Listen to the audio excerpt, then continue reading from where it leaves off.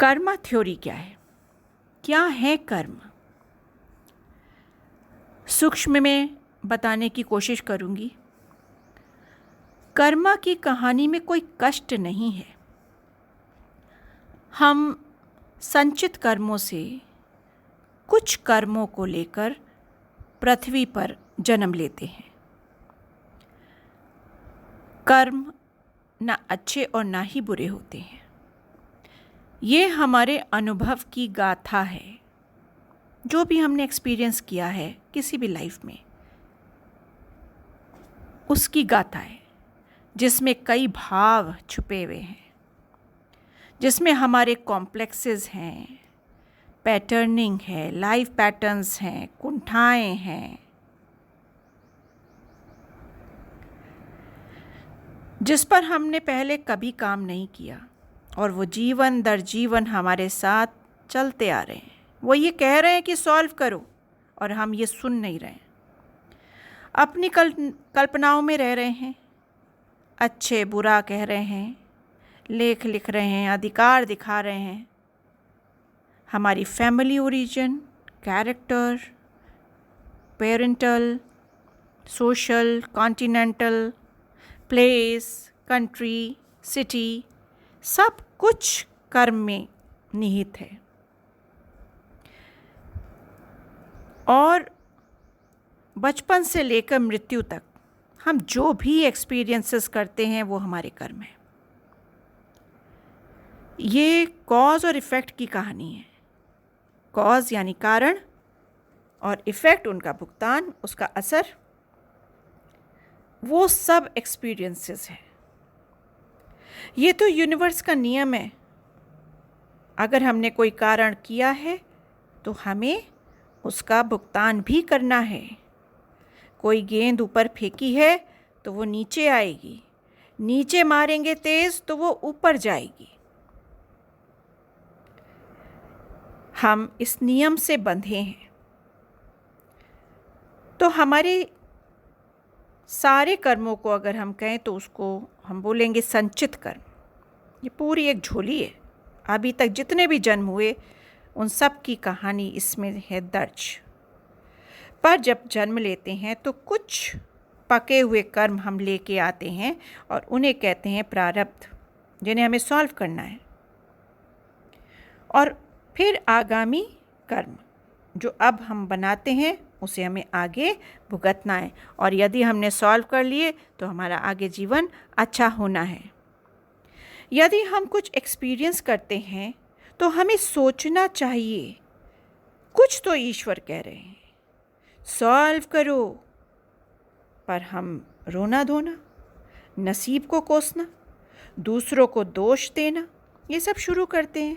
उसी में घुल जाते हैं, उसी में हमारी कहानी ख़त्म हो जाती है, उसी में हम मर जाते हैं। पर बिल्कुल ध्यान नहीं देते। अपनी आदतों पर ध्यान देना है, अपने कर्मों पर ध्यान देना है, दूसरों पर नहीं देना है, बिल्कुल नहीं। और नए कर्म ना बनाएं। गीता में कहा है श्री कृष्ण ने कि बुद्धिमत्ता से कर्म जल जाते हैं। तो इतनी बुद्धि तो रखिए, बुद्धिमत्ता, विजडम रखिए, उससे जल जाते हैं, आपको अकल आ जाती है, आप उसे ख़त्म कर लेते हैं। तो जागरूक रहना चाहिए, अवेयर रहना चाहिए। कौन सा इमोशंस मेरे अंदर चल रहा है, उसको इधर उधर जताना नहीं चाहिए, बहाना नहीं बनाना है, उनका मुकाबला करना है, उससे जीतना है।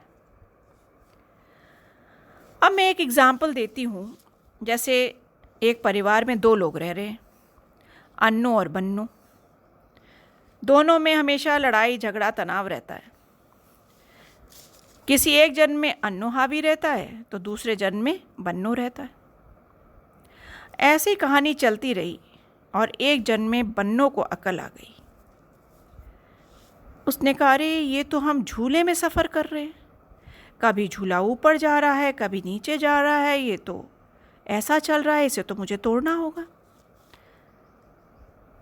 तो बन्नू ने झूला छोड़ दिया, उसको अकल आ गई, उसने चुपचाप वो उतर गया और झूला छोड़ दिया, टहलने चला गया, तनाव छोड़ दिया। और जब तनाव छोड़ा, झूला छोड़ दिया, तो उसने देखा आनंद ही आनंद है। नए परिप्रेक्ष्य में सब कुछ नया है। पर अन्नो तो वहीं बैठा था और झूला तो खाली रहता नहीं, तो कोई और आके बैठ गया।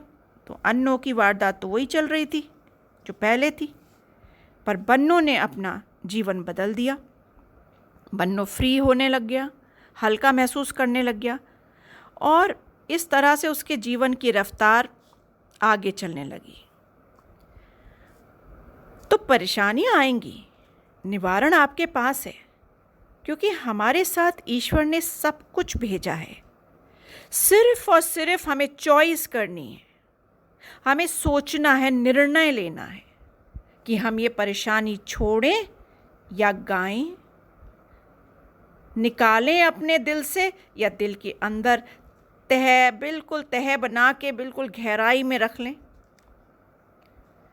जैसे हम परेशानियां छोड़ते हैं, तरीके मिलने लगते हैं और जीवन एक नया कवर ले लेता है और हम बहुत अच्छे से जीने लगते हैं। परेशानियों पर एनर्जी कम दें, महसूस कम करें, उपचार के बारे में ज़्यादा सोचें तो सफल होंगे। रोना छोड़ना है तो रोने को गाना नहीं है, हिम्मत रखना है। कर्म कोई पनिशमेंट नहीं है, ये हमारा ही हिस्सा है, किसी ने हमें दिए नहीं है। ये अवसर है। हर परेशानी के पीछे जो अच्छाई है वहाँ सोचो। परेशानियों में घुलो नहीं, बढ़ाओ नहीं, हल पर चलो, तुम सफल होगे। मैंने अपने जीवन में 100% इसके प्रयोग से सफलता प्राप्त की है।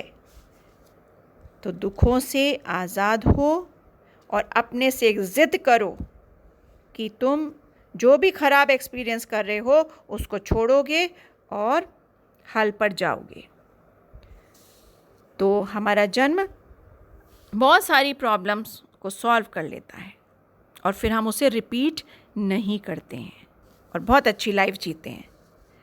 तो आप इस तरह कोशिश करिए, अपने अंदर वो ऊर्जा भरिए, अपना शरीर अच्छा रखिए, ऊर्जान्वित रखिए और वो सारे काम करिए जिससे आपका मेंटल स्टेट बिल्कुल परफेक्ट रहता है। ये करना ही पड़ेगा, हमें अपना एक सेल्फ डिसिप्लिन बनाना ही पड़ेगा। ठीक है, तो मस्त रहिए, स्वस्थ रहिए, खुश रहिए, आनंद में रहें।